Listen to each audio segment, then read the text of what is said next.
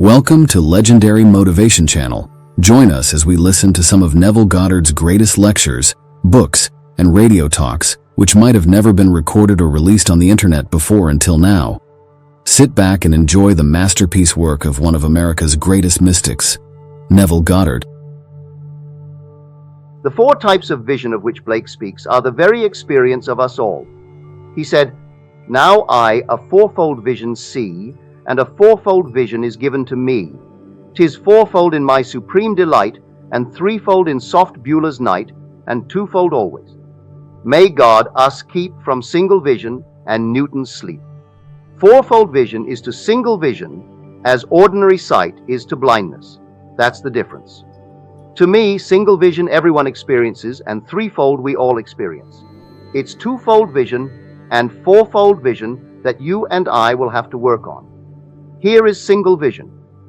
It's best expressed in the little poem of Wordsworth, his Peter Bell. A primrose on a river's brim, a yellow primrose it was to him, and it was nothing more.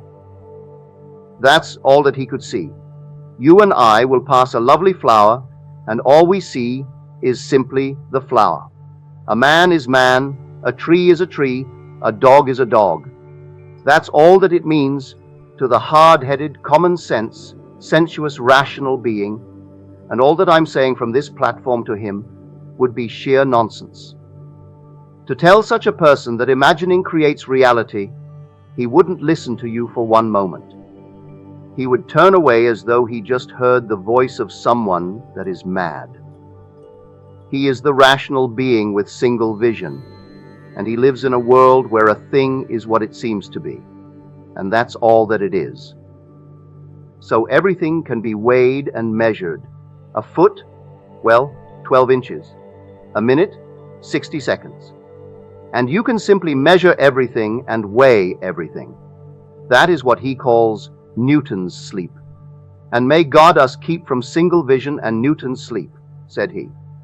Now he said, double the vision is always with me, twofold always.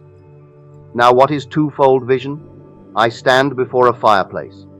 I have stood before a fireplace unnumbered times, enjoyed it, its warmth, its beauty, but it still is simply wood burning. One day, as I look at it and the flames leap up and suddenly something is happening, it subsides, then falls into embers, then into ash, and to all appearances it is gone. I say to myself, my life is like a fire. At that moment I achieved a simile, but I am stirred. I don't stop there. Then I say, life is fire. My life is fire. And here I have achieved now a metaphor. I'm still fired. And I drop the is, and I say life and fire have now become synonyms. I will never again think or see one and not feel the other, or feel one and not imagine the other. And I have achieved now a symbol, some forever image. So fire forever now is simply an image. Before, it was simply fire. Now it's an image. It reminds me of life. That is twofold vision when everything becomes an image. As Goethe said, all things transient are but images. Well, is there anything in this world that isn't transient? You name one thing that isn't transient. A child appears, it waxes, it wanes, and then it vanishes, no matter how precious it is when it comes in.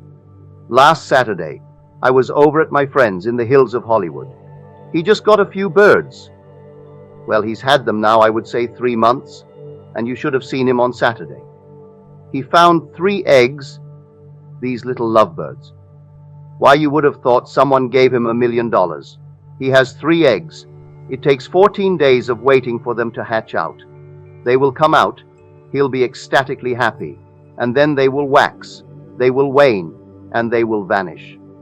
All things transient are but symbols if man now turns the thing into a symbol. When Blake went to Felpham as the guest of Haley, Haley thought himself a poet. His poetry has not survived, only the few pieces that Blake illustrated. But not because of the poetry, but Blake's illustrations. But he gave Blake a home for him and his wife and his sister, who lived with Blake, a garden, and enough money to buy all the necessities of life, all the food and all the things that were necessary. He tried to make of Blake a hack illustrating his poetry, and saw nothing in Blake's poetry.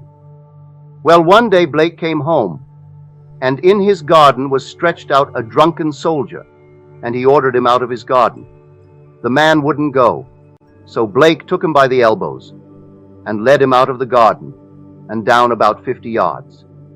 The man with another soldier agreed to bring the charge of sedition against Blake. Well, a garden is not something that just happens. It's a creative plot. Man must be present to call any plot a garden. You take care of it, you plant it, and you take care of it, or it will go to seed. So here was Blake's garden, and here is a drunken soldier. A soldier is one of authority. Here he saw in the soldier. Of course, he was exonerated through Haley's efforts, but Haley was his friend physically. He was well fed. He had shelter, but he was his spiritual enemy. And Blake said, I can tolerate my physical enemy, but not my spiritual enemy, for here he was destroying his creative power. He didn't want any part of Blake's poetry or his artistic work. And after 3 years of a slumber on the banks of Felpham, said he returned to London to face poverty, but at least to be creative. So Schofield, the name of the soldier, he used in Jerusalem as a symbol of the one who would be his spiritual enemy, even though a physical friend. So everything in Blake's life became a symbol, but everything was a symbol. So he saw Yacht. He never saw a tree. He saw something else. Someone said, when you see the sun, don't you see some round disc like a guinea? He said, no, I see a host of angels singing, Holy, holy, holy Lord God Almighty. Another person sees just a round disc, and that's the sun. Not Blake. He saw a tree filled with angels. Everything to him became a symbol, and he thought in terms of symbols. That's double vision.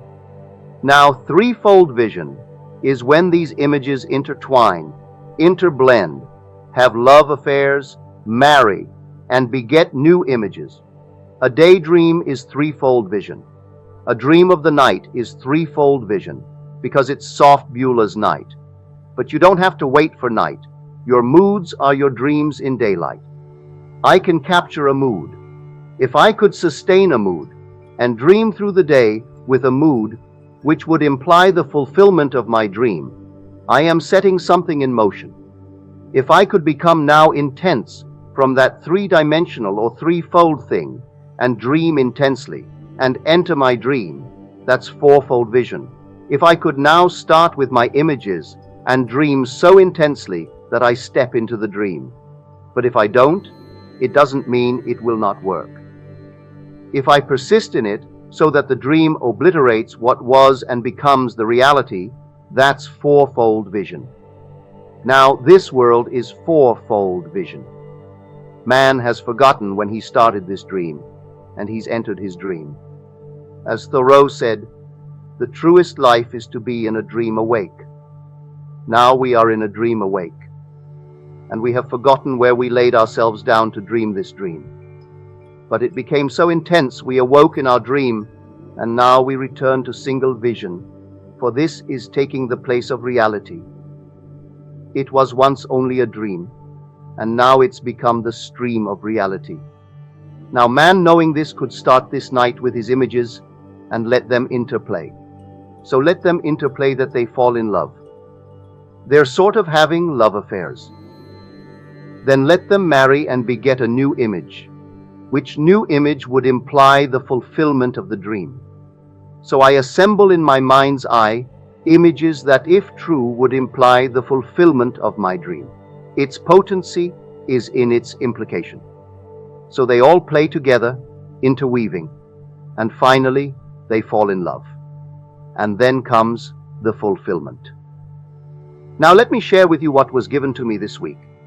This gentleman writes that, for quite a while now, I have had a problem, an objective problem. I did nothing about it imaginatively, although I should have, but I allowed it to drift, and it remained a most frustrating thing in my world. For here it confronted me, a problem. I really should have done something about it long ago, but I did nothing about it. So last Tuesday in my office, I simply constructed a scene which, if true, would imply that the problem had been solved, and my dream, my desire, had been fulfilled. I went through the scene several times in my mind's eye, and then I entered into the scene and played it, rehearsed it a couple of times. At the end of the second rehearsal, the voices and the scenery began to become alive. All things began to become alive. I went home, and that night as I retired, I once more rehearsed the scene, entered into it. It was becoming alive. I fell asleep halfway through the rehearsal, and this is what I dreamed. I dreamt that here is a party, that I am a disembodied observer, and here a party is in progress to congratulate a young man. The young man had come into some good fortune, something to him most important, a major thing in his life, but those around him had only just learned about it, and so they hastily arranged a party to congratulate him. Here I am observing this party, and the young man is the star in the drama. Girls are coming in through all the doors, embracing him, kissing him, hugging him, and it's a most exciting thing. They're telling him, "How on earth did you ever accomplish that?" Then, in a most embarrassed way, he blushed and he hemmed and hawed, and then he said, "Well, it was so easy. I simply did what I should have done a long time ago."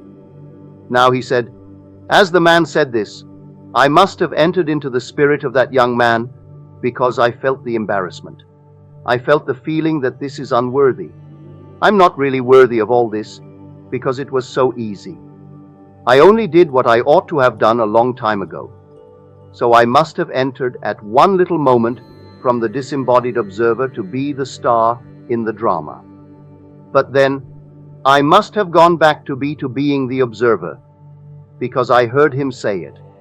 Yet in it, it was not a vicarious thrill.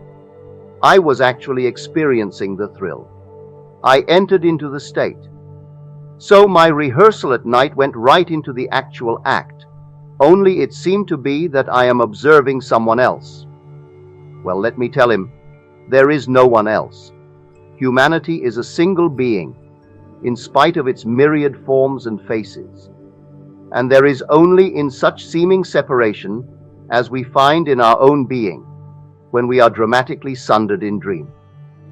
So he was dramatically sundered, and then a seeming other is playing the part that he wrote for himself. He played it. I can only tell him now, wait patiently, it's done.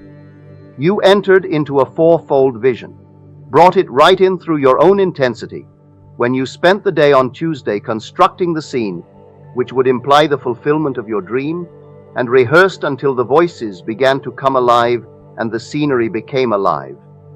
Then at night you started it all over again, and halfway through you fell asleep, as we are here, asleep dreaming this.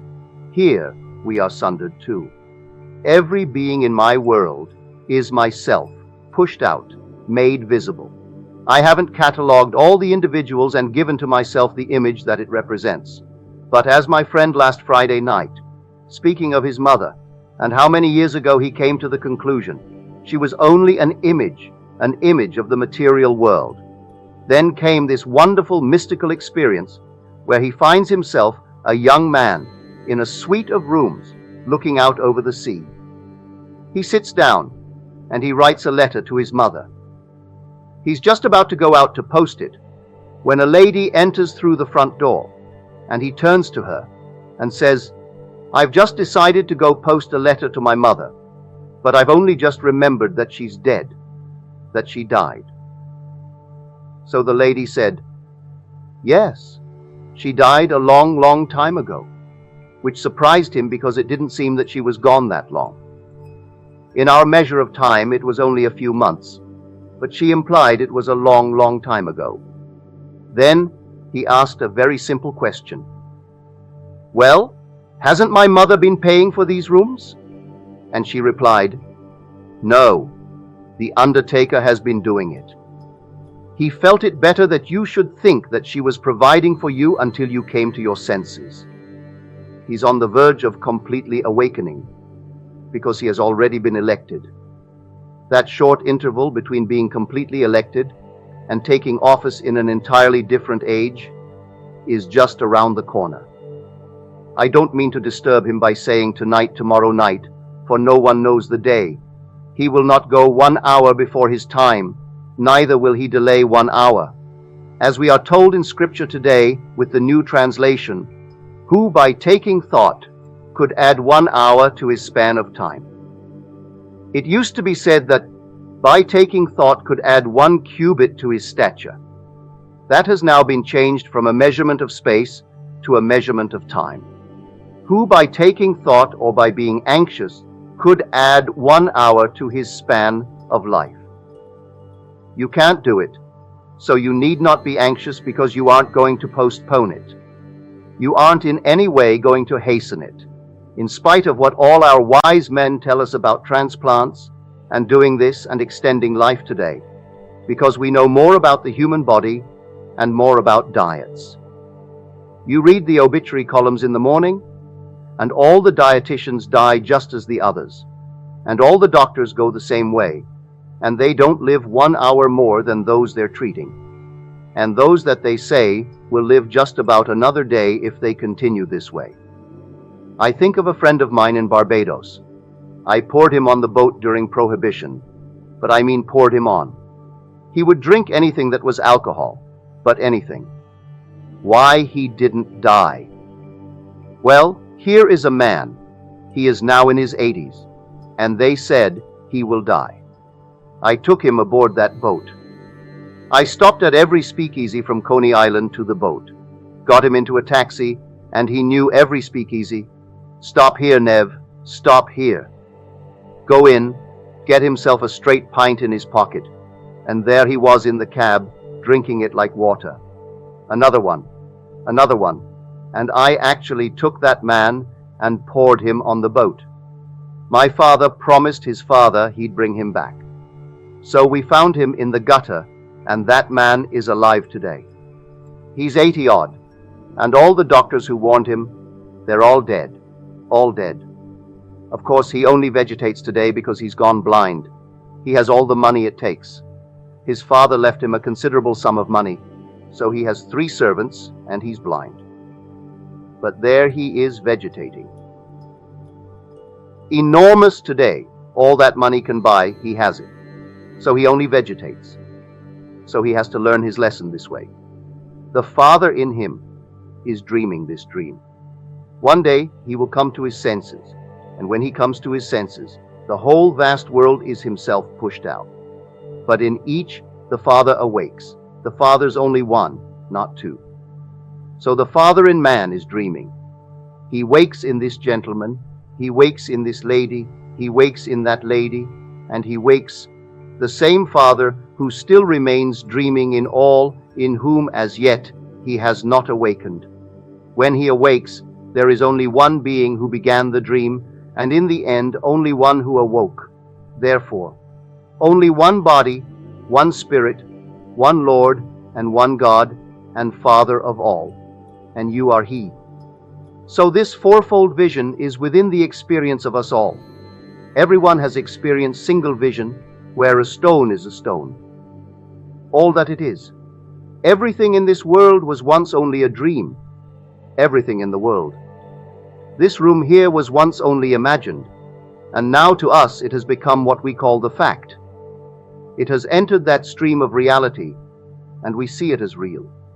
But it began as a dream in the mind of someone, executed by some architect, and then workers worked. But here it is still a dream. For its origin was a dream, well then the end is a dream. All things bring forth after their kind. Well, if what I am now bringing forth into this world is going to supplant this and take its place, but it started as a dream, though it supplants it, obliterates it, and takes its place, it comes into the stream of reality, it's still a dream. So imagination is that power that not only has that creative power to cause that which was not to be, it also can cause that which is not to be. They can take a thing that is and cause it not to be. And they can take that which the world will say is not and cause it to be. Therefore, it not only creates, it uncreates. This is the power that is God, and that power is your own wonderful human imagination. If you are going to do it, as my friend did it, with that same intensity, then you will not postpone it. Now he knows this law, because he's applied it so beautifully, time and time and time again. Yet we're all careless when it comes to a problem. Here's a problem. You could do it imaginatively. Oh well, it will take care of itself. It will not take care of itself, because we are the operant power. It doesn't operate itself. I either operate it, or it remains dormant. And if I don't practice every day, if I were a great concert pianist and I didn't practice every day, and then suddenly I'm called upon to give a concert, I am not ready. If I expose my playing before those who look forward to something great, I'm going to ruin my career. I must keep it day after day and practice. So when I am faced with a problem, I can't put it aside and say, oh well, I'll take care of that in time if it's a problem. So, having postponed it for months, he suddenly decided to do something about it. And he did, and moved from soft Beulah's night into fourfold vision. So when he said, and now a fourfold vision is with me, and a fourfold vision is given to me, then he confesses that his greatest ecstasy is always in fourfold vision. So that's fulfillment in Scripture. Blake was a tremendous student of Scripture. As you read in the 13th chapter of the book of Proverbs, hope deferred makes the heart sick, but a desire fulfilled is a tree of life. Verse 12. And so, if I really want something, well now, don't just say, well, it will come. It's not going to come. That's simply hope deferred, and it makes the heart sick. But if I know that imagining does create reality, I'll do something about it. I will take these lovely images and let them interweave, and so construct them that when I bring that scenery into my mind's eye, it is implying something. Its implication is its power. What does it imply? Well, here in this case, the young man is being congratulated, because something of a major, of a most important thing has happened in his life. They only just heard about it, and they came to congratulate him. And he thought it was so easy to do it that really this is not right. You're congratulating me for something that was so easy, so simple, and really I only did what I ought to have done a long time ago. The very thing that he constructed. Because in his letter to me he said, I knew it was a frustrating problem, yet I did nothing about it, imaginally hoping that it would just go away or solve itself. Well, it doesn't. Like here tonight as I look out, a friend of mine who had a few little skin cancers on his face, and his doctors could give him no more radiation and told him so. You can do no more about it. And every day you are confronted with your image as you shave. So he looked into the glass, and here is his face staring at him with these skin cancers. And yet as he is looking at it, he has to imagine that they are not there. When they actually disappeared, he doesn't even know, but they left no trace of ever having been present. Well, I have looked at his face as closely as my eye will allow, and there isn't the slightest sign they were ever on his face.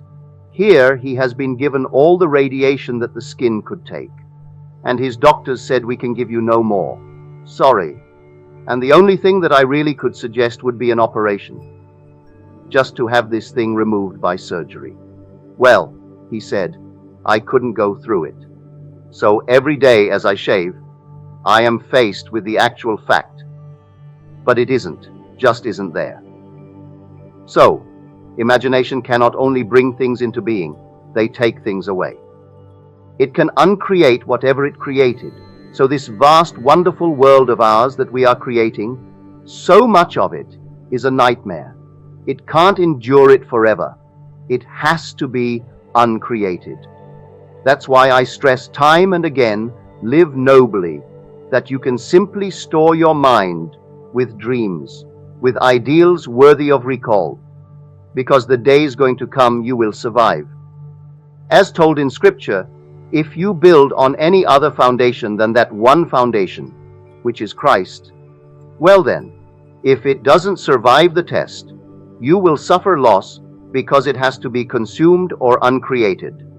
But you will not, but only through fire. 1 Cor 3 Sat 11:15. And so we bring these things into this world, and we have to live with them until one day we discover we don't have to. We can uncreate them. So looking into the mirror, he uncreated it. It just wasn't there. While he was shaving over these things, it just wasn't, and he cannot tell you when it actually disappeared. One day it wasn't there. When I looked into his face and looked for the spots supposedly where they were, there isn't the slightest trace that they were ever present on his face. He's here tonight. That story was told me years ago when I was at the evil. So I tell you, you have the power to create and the power to uncreate. So you won't have to live with an unlovely thing that you've brought into the world if you are willing to persist in your dream. One day the dream will become four-dimensional, not four-dimensional, I mean fourfold. Because this world is three-dimensional, and this is simply a fourfold vision where what was only a dream has now become the stream of reality. So here in this world of ours now, I am looking at you, Seiki, and therefore in a fourfold manner. But if I can see you as images in my world, so that when I meet you in Beulah's night, you represent to me not just simply John and Bill and so, but you represent something else. You are images. For all things transient are but images. And so when I meet you at night, what are you in my dream? What are you trying to tell me? A friend of mine told me at home just about a month ago, he was home this evening, and he said, well, as far as you are concerned in my world, if I meet you in dream, you represent to me power and wisdom, because he likes what I'm talking about. He accepts it, he has applied it, and it has proved itself in the testing. And so when I appear in his dream, because he conjures me, I don't come looking. He conjures me because I am in every being. So he conjures me, and whenever I appear in his dream, then to him, here comes the symbol of power, the symbol of wisdom. But it is speaking through a friend's voice that I know and like very much, and his name is Neville. But Neville is only a symbol in his world, as it should be. I am a symbol in your world. So if I appear tonight, don't think I came rushing in to do this, that, and the other. I am in every being, and so everyone could dream of me tonight and see me differently, because I am in every being as you are in every being, for God is one. God is fragmented in this world. The whole vast world is God made visible, and you are He. His name is I Am. That's the name of God forever and forever and forever. So tonight, when you see the fireplace burning, as this friend wrote last week when he went home to listen to my tape, there was the burning of the wood. It was warm. He stretched out on the floor, turned on the tape, and because of the lateness of the hour and the warmth of the room, and having just dined, he fell sound asleep and didn't hear the tape. That's all right. But here was the fireplace. One day, if he hasn't already done it, he will liken himself, his life, to fire. He will see it actually blaze up hotly. Everyone at some time must have observed it. What man in the world, in the tropics when it is 100 odd, you still light a fire to boil water? So everyone is familiar with fire in this world. No matter where you are in the world, fire is known to all people, and you use it to boil water, to cook something.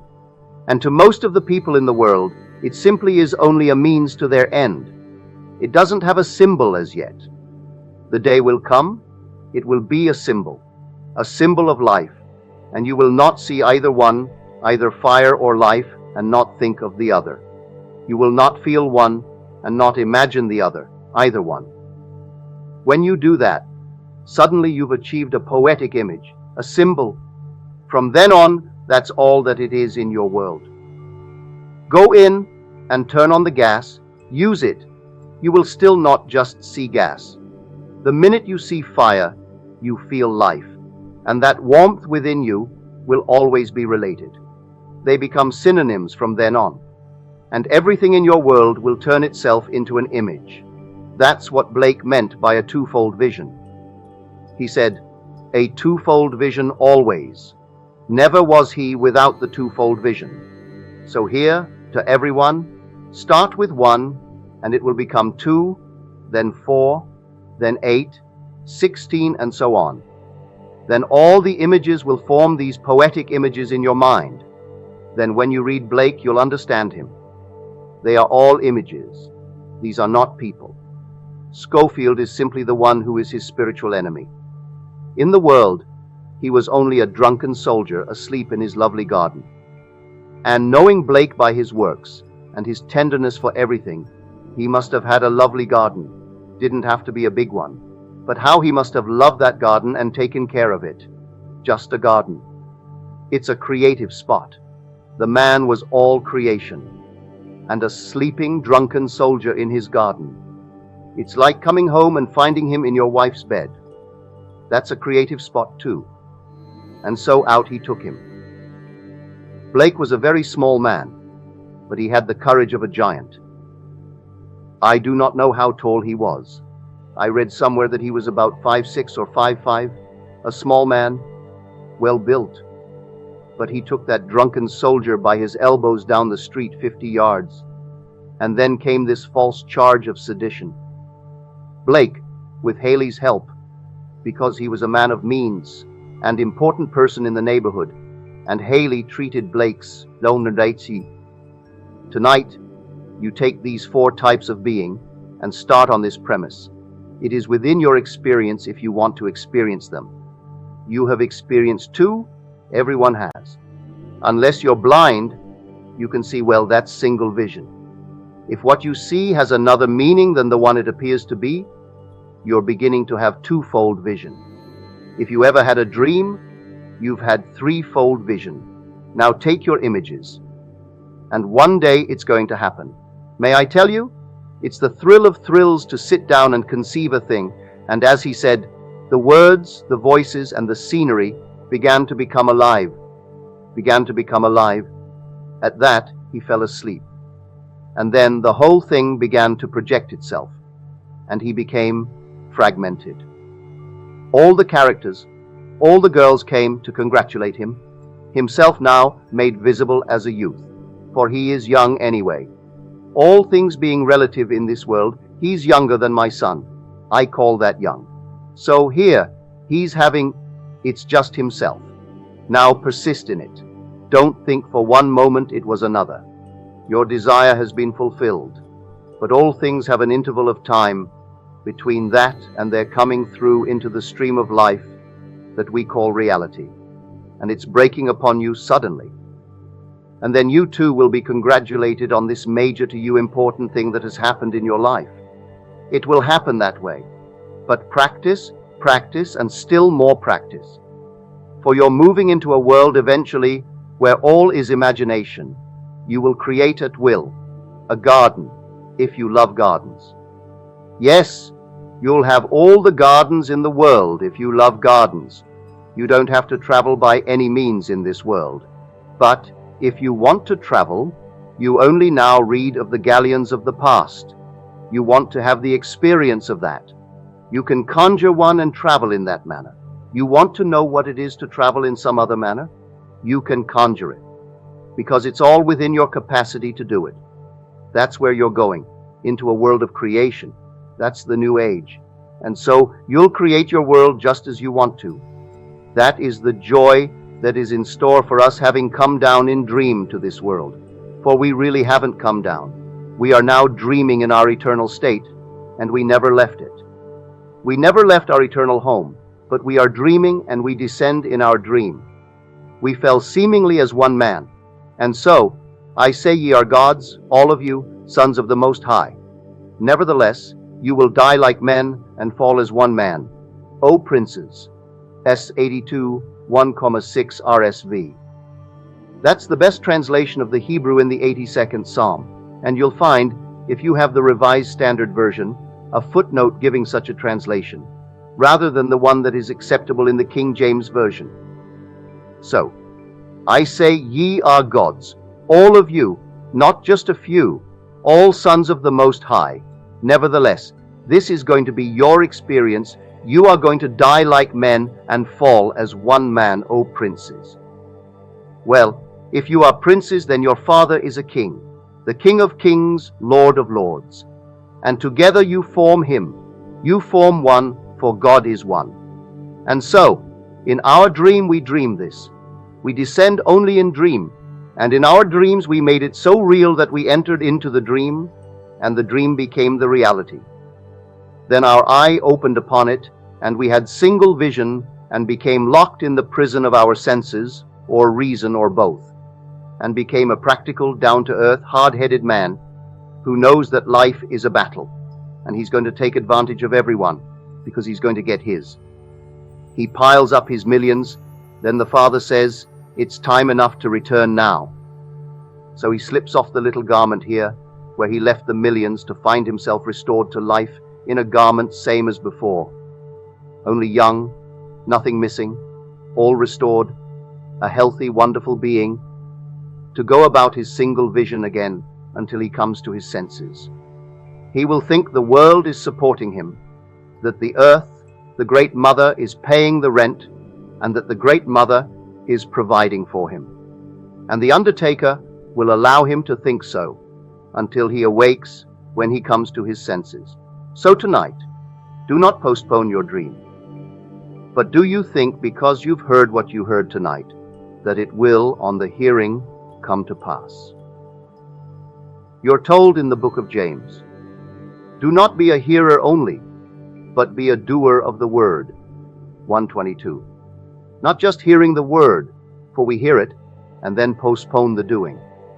So, when he stopped postponing the doing, and he did what he ought to have done a long time ago, then it came to pass. Now let us go into the silence